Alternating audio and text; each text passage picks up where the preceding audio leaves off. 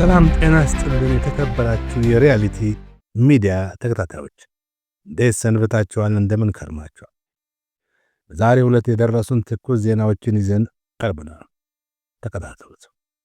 በጋሞ ዞን በሥራ ገበታቸው ላይ የነበሩ ኢንጂነር በአሰቃቂ ሁኔታ መገደላቸው የወላይታ ሶዶ ዩኒቨርሲቲን ሕልውና የሚፈታተነው አዲሱ የመንግሥት ውሳኔና በአድዋ ሙዚየም በድምቀት የተከበረው የቡና ባህል ፌስቲቫል በዘገባችን ተካተዋል። ዝርዝሩን አብራችሁን ተከታተሉ። በጋሞ ዞን ንግድና ኢንዱስትሪ መምሪያ ከፍተኛ ባለሙያ የነበሩ ኢንጂነር ታረቀኝ ተስፋዬ በተቋሙ የጥበቃ ሰራተኛ በአሰቃቂ ሁኔታ መገደላቸው ታወቀ። ክስተቱ የተፈጸመው የካቲት 22 2018 ዓ.ም ከቀኑ 9 ሰዓት አካባቢ ነው። ጥበቃ ሰራተኛው መጠጥ ጠጥቶ በመምጣትና ቢሮ ውስጥ መሳሪያ ቃብሎ በመግባት ኢንጂነሩ በመደበኛ የሥራ ገበታቸው ላይ ባሉበት የጥይት ሩምታ ከፍቶባቸዋል። ኢንጂነሩን ከገደለ በኋላ ሌሎች ሰራተኞችን ለመግደል ተኩስ የከፈተ ቢሆንም ሰራተኞቹ በሩጫ በማምለጥ ለሕይወታቸው ማትረፍ ችለዋል። ወንጀሉን የፈጸመው ጥበቃ ጥይቱን ተኩሶ ከጨረሰ በኋላ በፖሊስ ቁጥጥር ስር ውሏል።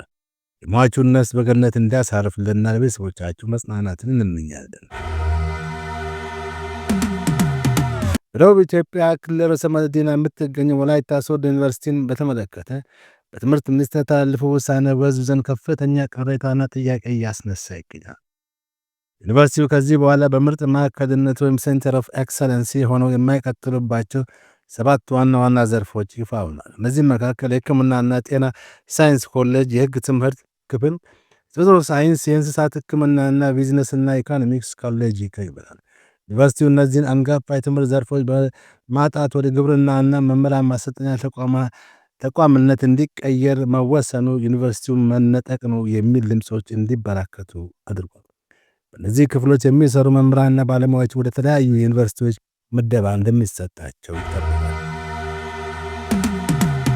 ሌላ ዜና የቡና ዛፍ የፍቅር ዛፍ ነው በሚል መሪ ቃል ሁለተኛ የኢትዮጵያ የቡና ባህል ፌስቲቫል በአድዋ ድል መታሰቢያ ሙዚየም በድምቀት ተከናውኗል። በዋርካ ኮፊ አዘጋጅነት የቀረበው ይህ ፌስቲቫል የኢትዮጵያ የቡና ባህል በዓለም አቀፍ የቅርስ ተቋም ዩኔስኮ ሊመዘገብ የሚያደረገው ጥረት አካል ነው ተብሏል። በፌስቲቫሉ ላይ የ11ዱም ክልሎች ልዩ የቡና አፈላል ስነ ስርዓት፣ ማራኪ ባህላዊ አልባሳትና የቁሳቁስ አውደ ርዕይ ለእይታ ቀርቧል።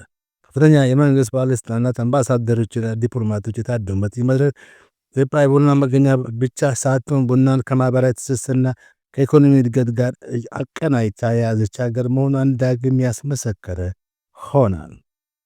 ይህ ሪያሊቲ ሚዲያ ነው። የዛሬ ዜናዎች እነዚህ ነበሩ።